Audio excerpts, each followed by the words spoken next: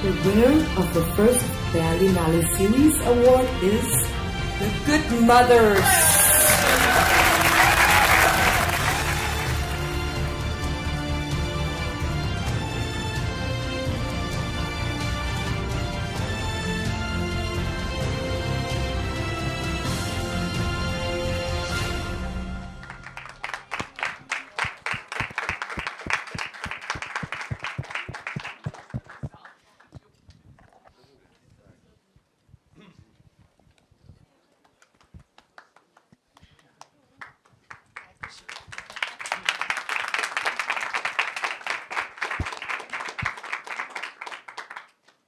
Allora, buongiorno a tutti, ci siamo, benvenuti alla Global Good day to everybody. Welcome to the Global Press Conference for the Good Mothers. Here we are in the Hotel Adlon in Berlin, and I would also like to say a warm welcome to everyone who's listening in at a distance, in remote. The Good Mothers, the new original series by Disney Plus, which is in the competition at the Berlinale Series Award, a surprise, which has been launched this year. And this series will be available on the 5th of April, or from the 5th of April on Disney Plus. And I'm absolutely delighted to be able to introduce to you the directors, Julian Jarrold and Elisa Amoruso. Welcome to you. Lo sceneggiatore Stephen Butchard, the screenwriter. E le nostre fantastiche attrici Gaia And our Girace, wonderful actresses, Gaia Girace, Valentina Bellè, Simona Distefano, e Micaela Ramazzotti. E in prima fila saluto e presento I produttori, And the producers, Juliet Howell and Harriet Spencer from House Productions. Mario Giannani e Lorenzo Gangarossa per Wild Side, and Lorenzo Gangarossa for Wild Side. Daniel Frigo e Alessandro Saba for Disney. Vorrei cominciare io con una domanda e vorrei I anche would like to ricordare kick a chi off with a segue question. da remoto, And if you're di listening in scrivere remote, domande I'd like to ask you apposito spazio, to please write your questions in the chat.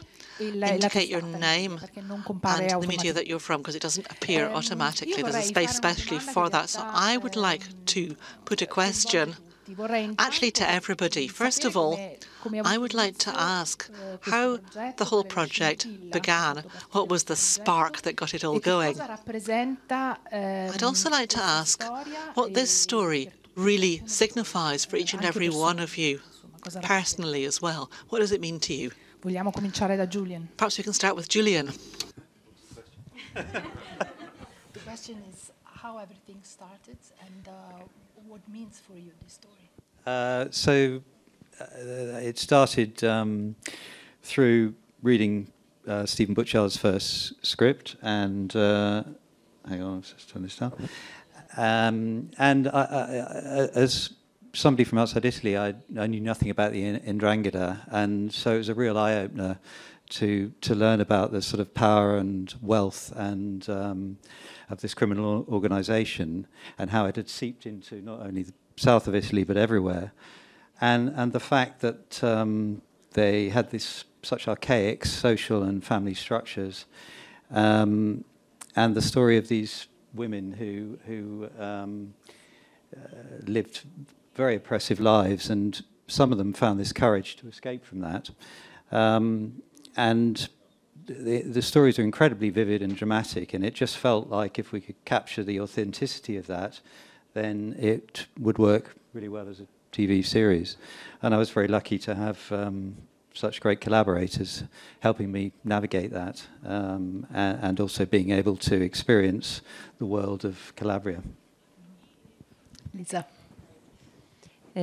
Sì, io sono stata coinvolta in questo progetto da Wild Side, da Lorenzo Gangarossa e Mario Giannani. Yes, I got involved thanks to Wild Side, to Lorenzo Gangarossa, and really I read the book by Alex Perry on which the series is based. Now, it was an astonishing experience for me, although I knew the story of the figures here, Giuseppina Pesce and Lea Garofalo and Concetta Cacciola, but the journalist really went into the background of these women. It was just recently, it's around 2009, 2010, and they found themselves living in very oppressive family structures. They couldn't even leave their homes. They always had to go straight back home again after they'd taken their children to school.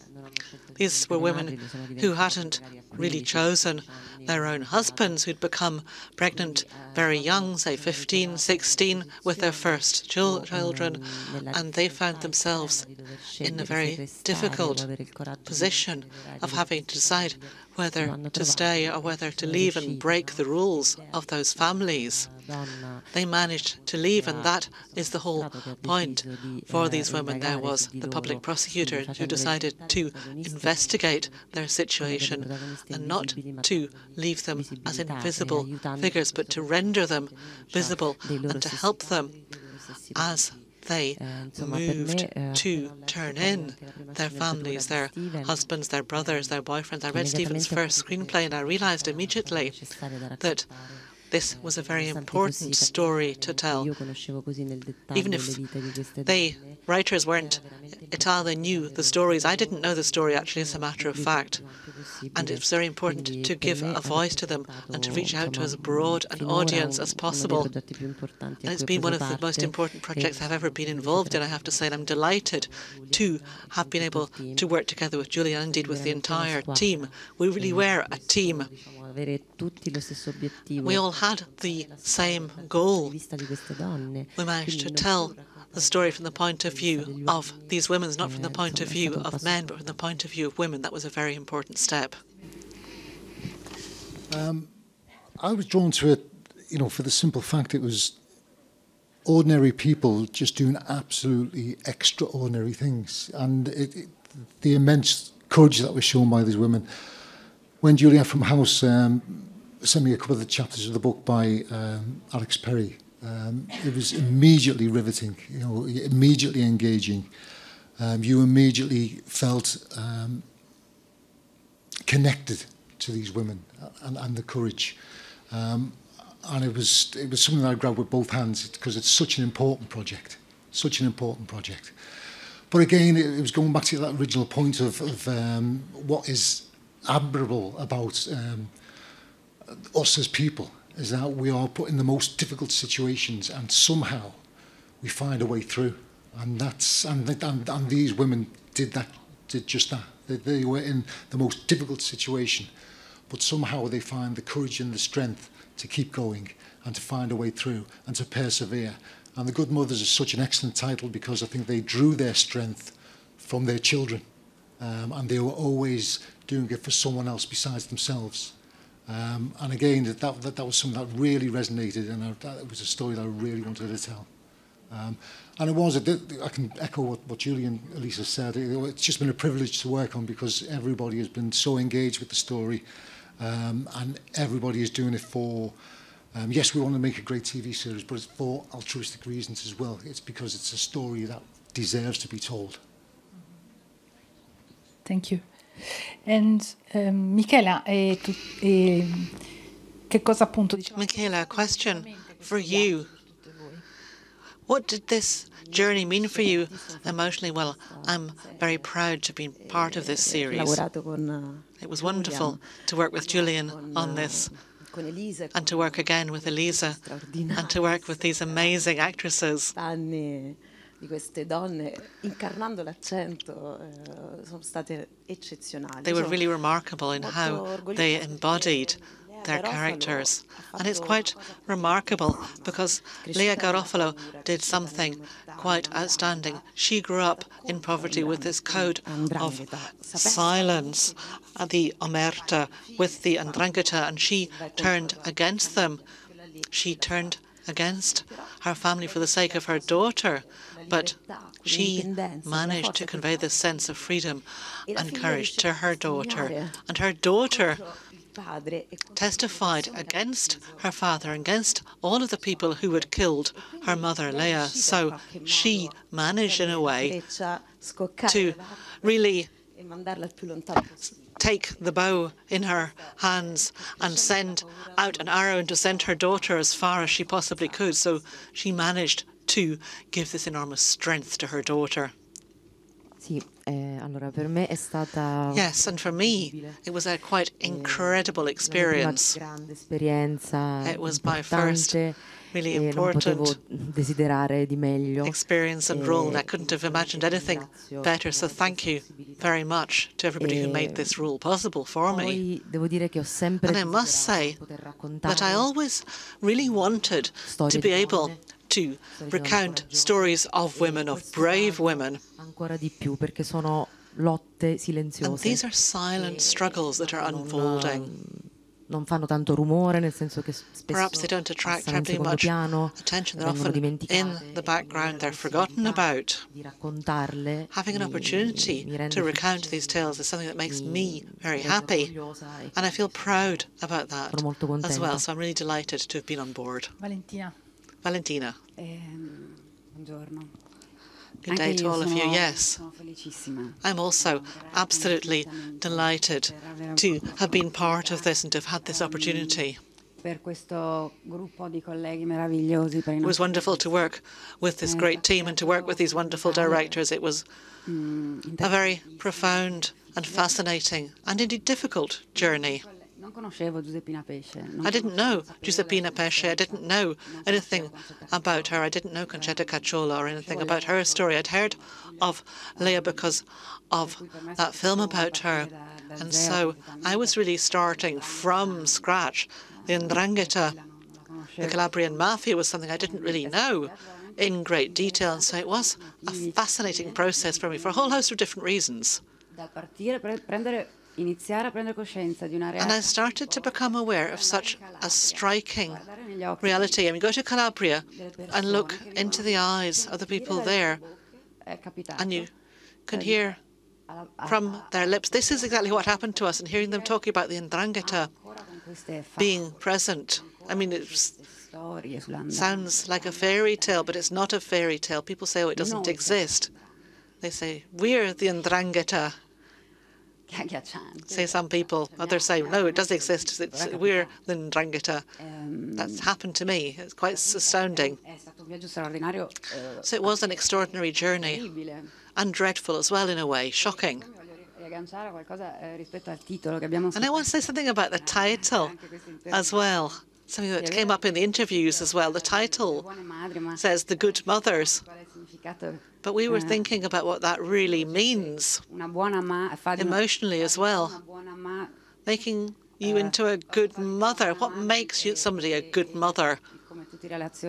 Like any relationship, it's to do with how you relate to your child, certainly, but there's more to it than that.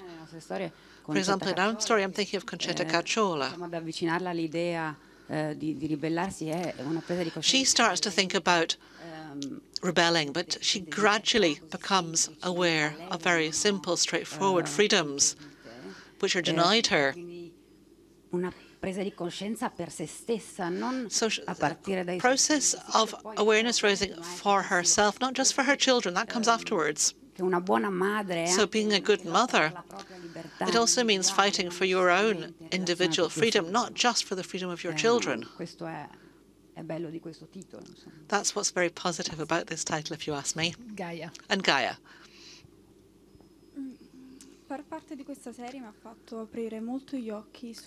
Being part of this series really opened my eyes on the 'Ndrangheta. I think it's always been shown from a male perspective in the past, with people flashing their weapons around, piles of cash, and so on and so forth. But this time around, we present it from a woman's perspective, from the women who are the victims of the 'Ndrangheta in many ways. Queste donne sono state costrette, no? A 16 anni a sposarsi. These women were forced into marriages when they were 16 or so, sometimes even marrying men that they didn't know previously. And they have to bow their head and succumb to what the men want throughout their entire lives. But Denise, like Giuseppina, Concetta, Lea, they all rebelled. Molte di loro sono anche state uccise. Many of these women were indeed killed in real Io life. spero che con questa serie diamo I hope very much that through this series we'll be able to send out a message of hope. Perché Denise ha lottato, lo vedremo. Denise, my character, she struggled, as you'll see throughout the entire series. Col volere di giustizia. She wanted to seek justice. Per l'amore materno.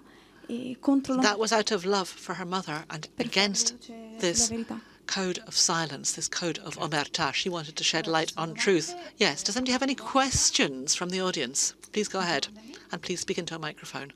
In fondo, forse si può fare senza. Sì. Hello, it's Yannis Raouzeos, editor-in-chief of myfilm.gr site in Greece.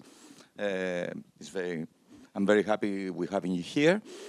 I wanted to know about this female perspective that comes all over in most of the series these days, and actually in the forefront of the series, the main series, action dramas, general dramas, science fiction, all kinds of series. How much you think the good mothers, in the way they use literature in projecting the female side, Contra Drangheta, are somehow doing something more avant-garde in this changing of male view to female view according to these matters in the new kind of television, the new wave of television, the new wave of series. And this is a question that is being added to directors and also to the actresses, how much they feel their role inside this work, this very advanced work, if you want my opinion. Yeah, I think probably the selection of stories has changed over the years, and there've been many mafia films and TV series, and they're very much from the male perspective, and they very much often glorify violence, or you feel some kinetic enjoyment through the story. And the interesting thing about this series for me, and I think for everybody here, was that we came in at a fresh perspective, a different way of looking at it, so that the violence is around the corner or off screen, or you're seeing the consequences of it. And as a director, I was trying to put the audience into the point of view of these characters, so you could really understand the difficult and archaic kind of family structure they were in and the oppression they were under. So that's why very much we've tried to film it from their point of view, and not the objective, not the view of Carlo or the bosses or whatever. And I think that hopefully that makes it fresher and provide a different audience, and also a bigger insight into why they endure through that sort of family ties and loyalty and the fear that's behind that. Yeah, Stephen. Yeah, I think when I was writing this, the most difficult part of it in many ways was the male characters, because I didn't want to reach for any mafia trope. And I was thinking hard about them, and I didn't want to present them as evil. And the reason why I wanted to avoid that was because they are born into that world, and they become what they become because of that world. And particularly with Carlo and Leah and the character there, I wanted to show something that possibly Carlo was aware that he was losing as well.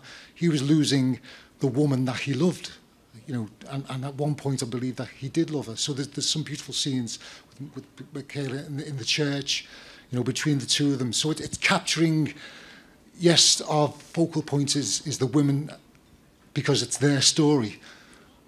But to elevate the women, we need to show real men in this story as well, and not just tropes and not just mafia stereotypes. And I think we've done that because I think the men are seen as losing something as well, and all that they're left to hang on to almost is an image. That there's no roundness, there's no completeness to their lives. They kind of almost live out a role, and then their loss is underneath. And it's only the women that are brave enough to break out of that. So I'm not sure whether I'm answering your question, but it's coming at that different point of view, you know, because I think yes, this is very much a women's story because that's the truth of the matter. But in order to present this women's story truthfully, we have to show the men that they were with. And does it change the way that... Yeah, you know, I think that's it. That's exactly, yeah.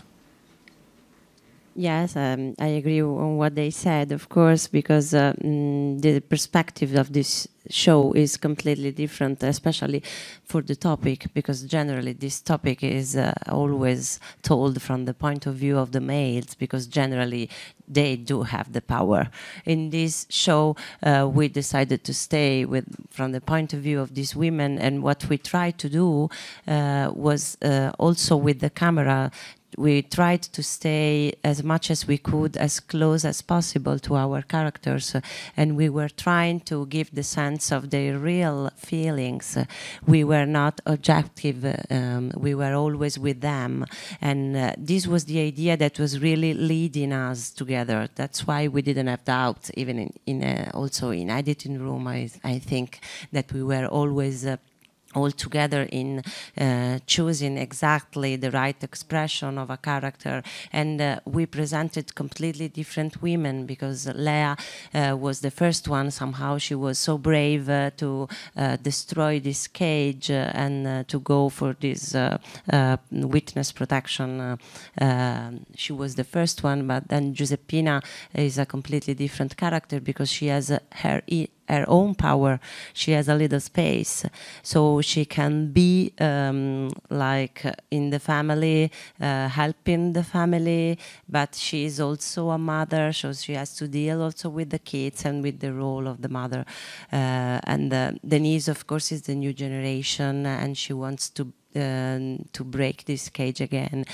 What we tried to do, and I was really struck in the beginning when I was meeting Julian for the first time, that he had chosen going to Calabria for the locations. He was choosing very narrow spaces for these women that in the end I think they represent perfectly this sense of the cage for these women, because they lived in the rules of the families. They didn't have the possibility to choose anything in their lives, and so somehow these narrow spaces were telling us the cage where they were living. So it was very surprising for me, this new perspective and new point of view. It was a challenge. Okay? It's so nice, very interesting answer. Thank you. Allora, abbiamo una domanda. So, there's another question over there. Buongiorno, Giulia Bianconi del Tempo. Good morning, Giulia Bianconi, Tempo. When working, were you able to contact Giuseppina Pesce or Madame Cosco? I mean, they're under protection, so it could have been complicated. Were you able to get in touch? And secondly, we're talking about brave women rebelling, but there's also another part, another share of women who remain under in this Drangheta world and under this pressure. So I was wondering what kind of reflections you had on that. You know, what about the women who did not rebel, but just continue living in this world of the Calabria mafia? I'd like to answer this question. It's always the surroundings, the environment it's about. So you have this lady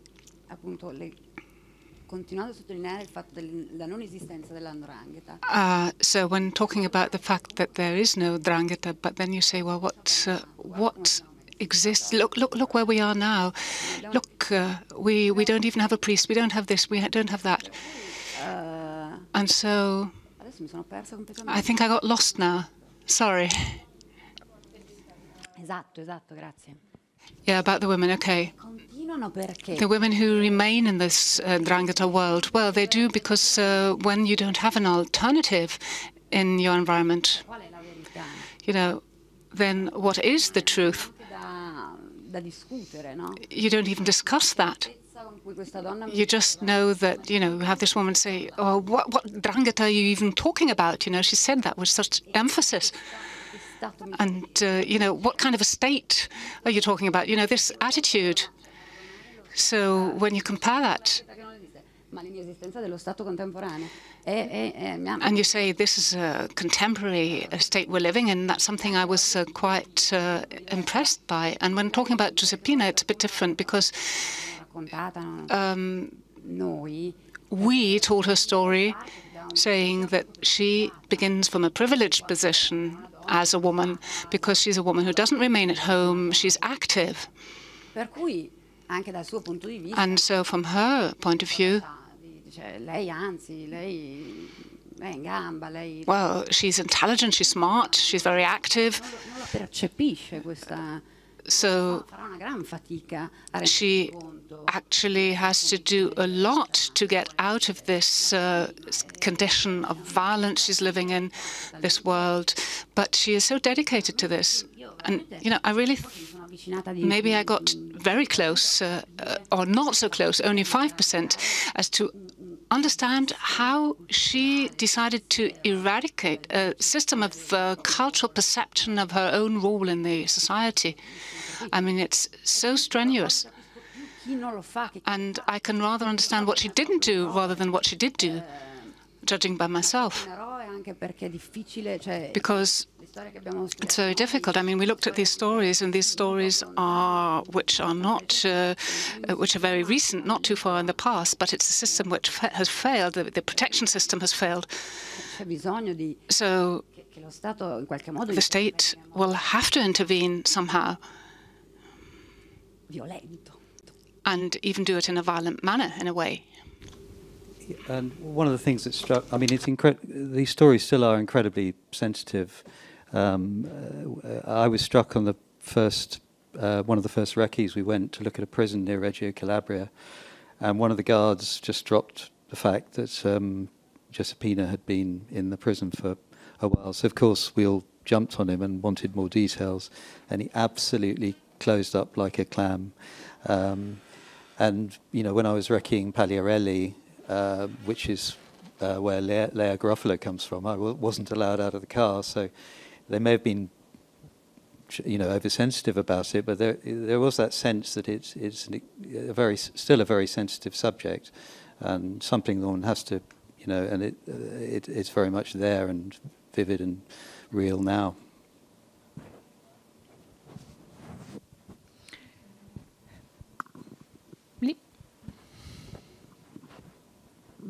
Salve, Caprara La Stampa. La Stampa.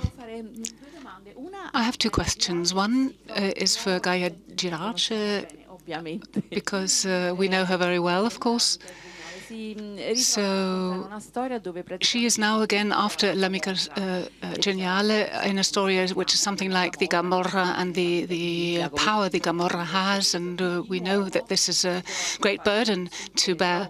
And so now we're talking about the South, and a story which seems so long ago, but it's actually very close to us. So it is a woman with the same type of relationships. So what did you think about that? How did you reflect on that? And then I have another question, and that is for Micaela Ramazzotti. What was it like to play out this character? Because it must have been a great leap in your career. And so you did something completely different before as an actor. Well,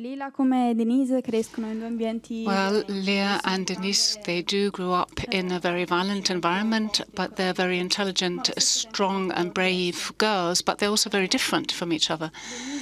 Denise is carried by a different kind of momentum.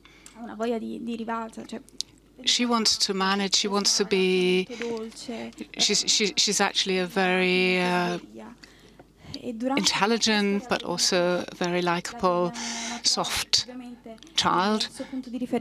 And she has her mother always as a reference point. She's the only reference she ever had, and she disappears without any kind of explanation. And so she can't deal with that. But she doesn't decide to surrender. She decides to fight her father, her family. And at a certain point, she is alone. per la madre. But she does it for her mother anyway, for the love for her mother, Così legate, because they've always been so close. They were like sisters. hanno sempre avuto una grande complicità. They always had a very close relationship. Si è fatta luce sulla verità. And she really wanted to know the truth. Non venga dimenticata sua madre. Insomma. And she didn't want her mother to be forgotten. Sai, Lea Garofalo è... Lea Garofalo, al di là dei personaggi che apart now from all the characters, she has, you know, maybe I have an inclination of playing out more fragile characters. I've been doing that for a very long time already, and I like doing that.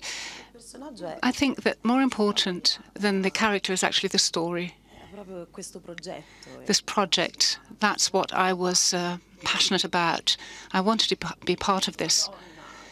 Because there's a woman, I mean, of course, I looked at it, the few things which have been written about her, and we have the film by Marco Tullio. So it's a woman who, in the end, rebels. She is state witness, then she rebels against her family, and the family who will, in the end, kill her. Her partner as well, you know, that's another challenge. So somehow she tries to break out of this. And I found it fascinating, the fact that this woman, actually, she gives her face, she gave names, and that's interesting. She really went through with it right to the end. And she really went through with it right to the end. She didn't do it half only, so to speak. So I found that very fascinating, her determination. And this girl was to emancipate herself. She was going to go down her own path. And, you know, we're in this hole in the middle of Calabria. But she arrived in Milan. And, you know, if you think of the expansion of the mafia, you know, he arrives in mafia, she goes towards Milan. Now, how she does that, you know, via death. I mean, that's something really, really strange. It's very impressive what you find in their lives. And that's something I liked. Apart from the characters as such and the story as such, of course, Julian and Elisa managed to put it into picture very, very well. A question from journalists who are in remote, and there's a question to the actors. The rebellion of these women, what do you think? How much have they, has the personal freedom which they were denied played a role here, and how much also the injustice done to them, violent injustice? Allora, per quello che interpreto io. Now, I see it as, I want to give my own interpretation here. Now, the rebellion, whether that's more important, so whether it's the cage they're actually in. So are they rebels because they want to rebel against this cage? Or is it a struggle against morals in a society which they cannot accept? So I think is it more about a personal motivation or social motivation? That's how I would translate this question. Now, in the case of Simona, yeah, you could always talk. Well, I think that for them, their social life their position does not grant them freedom, and violence is used to control them and to keep the system up of patriarchy.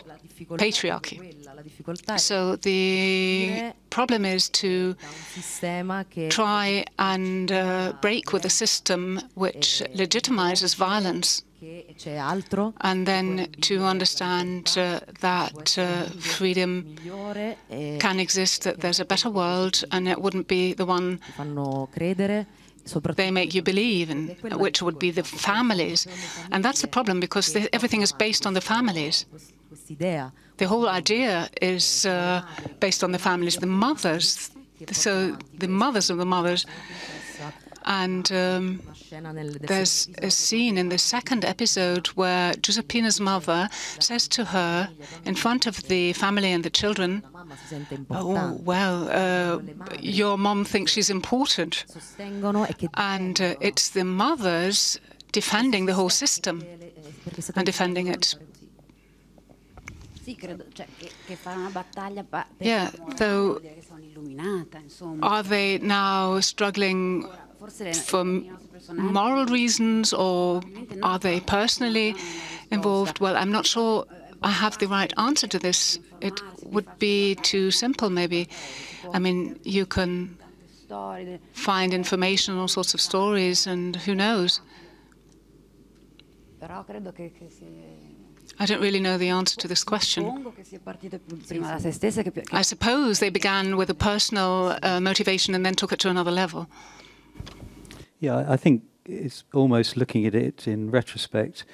These people, they were caught up in a very, very difficult family situation, and opportunities opened up, and then they had this great dilemma of whether to take it. I'm sure they didn't sit at home thinking, I'm going to be a rebel. I'm thinking, I've got to get out of this situation. It's oppressive. It's awful. Now, obviously, that took immense courage and a huge amount of risk. But I think it's only afterwards, and perhaps from our perspective as an audience, we could ask that. But I think, and we were very much trying to recreate the sort of authentic world that they lived in, so that those, you know, they're reacting to bad stuff that's happening in their lives in real time, really. There's another question over there, isn't there? Please speak into a microphone.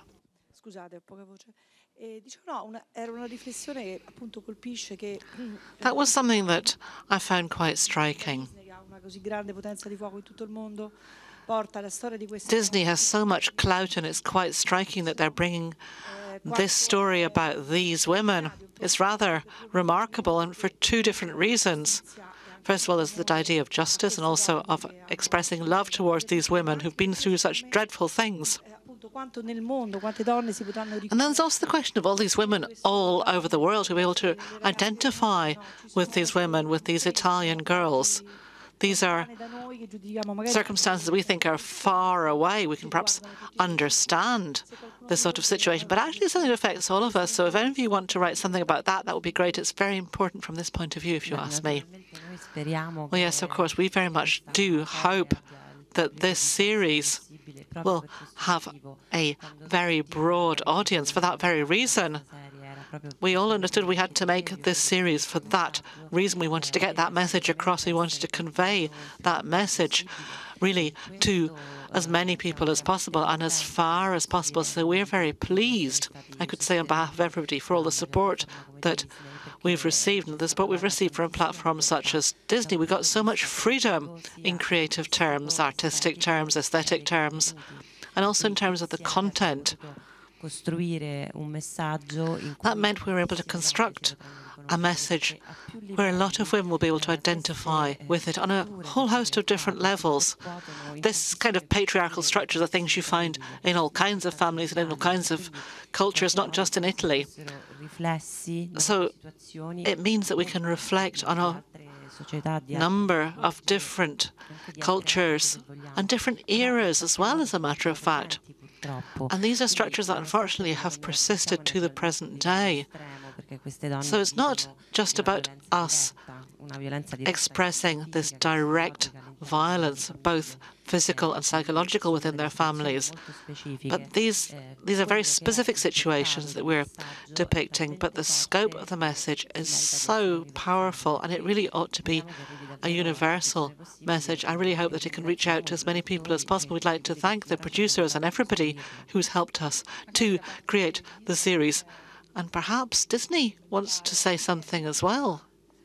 Daniel, Alessandro, maybe one of you wants to say a few words. Intanto grazie. Yes. Well, first of all, thank you to everybody for being here. Thank you to all of you up at the front for being here. Now, as Disney, we really pondered this question. The mafia again, the Ndrangheta again, but then we realized that this was a story that wasn't just the same old story. It was a new approach, a new perspective to talk about the mafia and the Ndrangheta. And it was a positive approach, even though that might sound a little peculiar to say so. It's not anything to do with the fascination of evil, which is a story we've held so often. What we're looking at here was courage, the psychological side of things. Stephen, Julian and Elisa have done astounding work in narrating the psychology of oppression, the bosses and the oppression that they exert all over Calabria, and talking about the courage of these women and breaking out of that. So for Disney, it's always important to try to find new ways of presenting things, presenting Italy to other countries as well. It's going to be dubbed into a whole host of languages and it will be screened in 70-odd countries. I think that what's great about this series is that without being polemical or rhetorical, this series tells the truth. You don't need rhetoric. The story of these women is powerful enough in and of itself. Simply telling this matter-of-fact tale is so striking in and of itself. The story of these women and what they did in their own lives. Ultimately, we do love this series. I think we're biased, but nonetheless, it's fair to say that this series has managed to recount the truth, to narrate it in a straightforward, simple manner, with striking visuals and with excellent screenwriting. And that was really the icing on the cake, I have to say. It all starts, in a sense, with the screenplay. The writing is so excellent, and producers decided to invest in that excellent and outstanding writing. So thank you for that. Now, before I hand back to those of us who are listening in remotely, I'd like to pick up on what's been said as well. There's this focus of using the women as kind of Trojan horses who are almost like covert agents. They enter this Calabrian mafia from the inside. It's only when the women decide to change something that things change. Only when the women decide to demonstrate and go out in the streets that things change. When they decide to testify. Is that really the case, that only when women decide to act that things change, or is that perhaps too utopian a perspective? Well, what occurs to me is that it's great when people can all pull together, because otherwise we're talking about who is betraying whom, who's double-crossing whom. As in Iran as well, it's not just the women who are out in the streets, thank goodness. Yes, but at the beginning, the spark that sets everything going. These demos as well, that's really the spark that sets the powder keg off, is it not?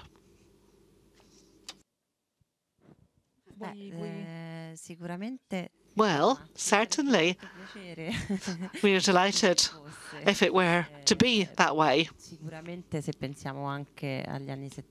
Think back to the 70s, think of all of those cultural movements, feminism, for example, and often it was women who set the ball rolling on major changes. I mean, if you imagine, we didn't even have the right to vote. And it's not even that long ago, as a matter of fact.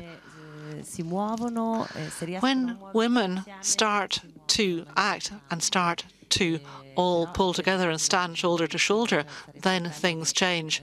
And as Valentina said, it would also be positive if it would be possible if everybody could get on board and could participate in these struggles.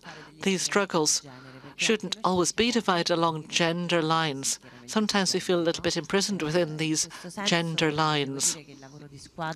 So it's a team spirit that's important. In this team, for example, it worked very well with both cast and crew. It is an important narrative, the right to have different approaches, to have equality between genders, equality between everybody, to have everybody on a level footing. That will be very positive, so that we have something like a choir, an ensemble. But of course, it is women who take the first step in the meantime. Paolo Sutera has put a question from tvblog.it for Valentina Bellè. Congratulations for your work on the accent of Calabria. Could you tell us a bit about whether it was difficult in trying to really slip under the skin of your character also in terms of the language? Well, thank you. Yes, thank you for the question. I really enjoyed the entire process. I don't even know where to look at the moment because this person is asking the question remotely. I can't even look at them. Look up there. Anyway. I really enjoyed it. I was a bit afraid to start with, but I enjoyed the entire process. Trying to find the linguistic identity, the voice of my character. There are recordings of Concetta Cacciola on the internet as well. Of course, we had a dialect coach on the set as well. And of course, there was everybody around me on the streets in Calabria as well. They helped as well. They really helped with the dialect, and my dialect coach gave me a lot of assistance.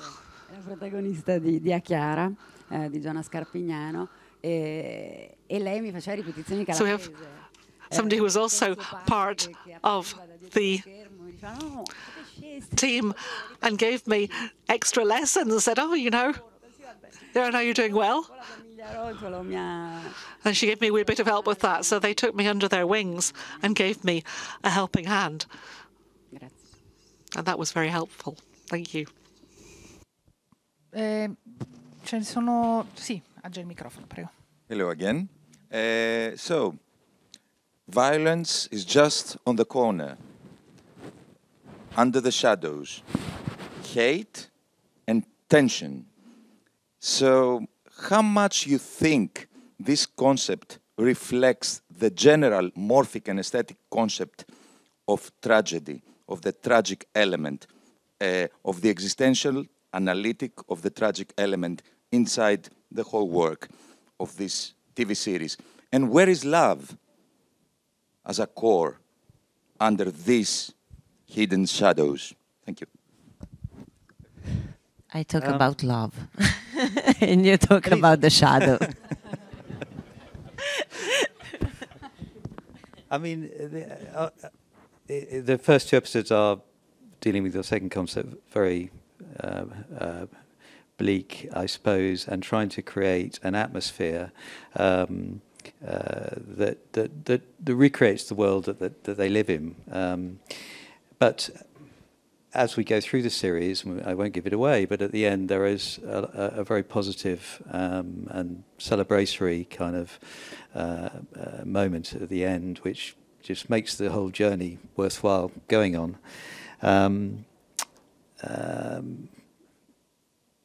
Just remind me of the first part of the question again. This was the first part of the question, the part of the connection between violence, which is hidden under the shadows, and the tragic element. As an aesthetic process.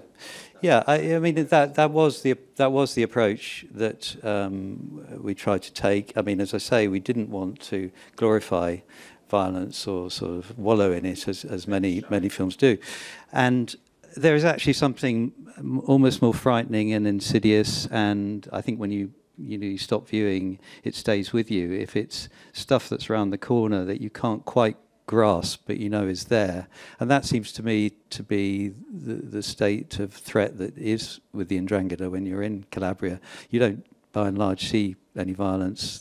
It's all hidden. The wealth is very well hidden. So I think that felt like the best way to approach the telling of the story, and obviously trying to create that or understand the tension that these women were under. In terms of everything they do, they're walking on eggshells all the time. So one wrong move could end up with a beating. one wrong move might enable Giuseppina to get a little bit more autonomy. So it's a very precarious balancing act that they were all involved in. And yeah, I think that was the kind of aesthetic direction that we were aiming for. I think all of those things are. You will have seen a scene in series 1 where Leah is in the church with Carlo and with Denise, and I think all of those themes are executed within that single scene. There's Carlo who's there, who perhaps doesn't understand love, because he just can't. But there's a mother and daughter there who clearly care for each other and are hoping to ignite some kind of feeling from him. So love is there, and the hope of love is there. But what's also there is the darkness of the violence and the foreboding violence. And I think it's all kind of wrapped up because it's performed beautifully. It's just performed beautifully, directed beautifully, and it really moves me every time I see it. The nice thing about it is I forget that I wrote it. Because you're involved in it so much, because you're involved in those characters, and I think all of those things that you spoke about are encapsulated just within that single scene. Because it's love is elusive there. It's there in the air. It's like the flame. It's there in the air. But they're never, ever going to be able to catch hold of it. Well, I think that what you were saying about the violence and so death and love, how do they interact somehow? Somehow, this is the synthesis. For these women, the tragic element is that violence and love very often are in the same person, and that's something that's really unbearable, that's really difficult, that's something that you have to struggle with, because it's really impossible. But very often these women, they fell in love with this man because they were very young, because they didn't know their position in the world, because they were barely adolescent, and they were 17 when they became mothers. So, of course, they started to love somebody that immediately after started to be violent with them. And they grow up with the violence of the father, that is somebody they love, or they are supposed to love. So in this fusion of these two elements, the tragic, I think, is coming up so far. And I think what we tried to do was exactly trying to telling stories of violence without showing the violence. So keeping the violence on the corner, as you were saying, but at the same time trying to tell the power of love that these women really have, especially connecting themselves with their children when they realize that they became mother. They became mother when they were 17, but they became mother for a second time the day they decided to break up the rules and to go for another world, when they start the witness protection with their kids and they start a new life from zero. That's the moment where the power of love is coming up again. And very often they have to convince their kids that they are on the right path, because it's not granted, because the kids grew up in the other universe where the violence is the rule. So it's very difficult. It was very difficult, but it was a challenge. I really hope we did. Allora, siamo praticamente in chiusura, però vorrei leggervi velocemente un messaggio. And I'd like to read out a message. Barbara Ciccarelli, unfortunately, is not with us for professional reasons, but she sent us a message, and I'm going to read it out to you in English now, because it was written in English. Everybody, I'm sorry I couldn't be with all of you today. I hope you enjoy the masterful work of actresses, actors, directors, and crew in this series. I think it has what it takes to deal with one of the structural issues of our country. There's a long road ahead of us to destroy criminality. We need knowledge, equality, courage, and time. I hope we succeed soon. Every day is a good day to fight. Grazie anche a Barbara Ciccarelli. Thank you to Barbara Ciccarelli as well for that, and thank you to all of you. Thank you. Mamma! Mamma, che Stai calma, guarda papà, guarda papà. Guarda. Niente libertà, nessuna speranza. Se fossimo in grado di convincerle a tradire i padri che le torturano e i mariti che le picchiano, le donne di 'ndrangheta possono essere il cavallo di Troia che nessuno si aspetta. L'hanno fatta sparire. E può succedere anche a te. Fai a brava moglie, Giuseppe. O brava mamma. Angela, è mia figlia qua! Angela! Ma se vuoi essere libera c'è un prezzo da pagare. Lucy, sei pronta a testimoniare?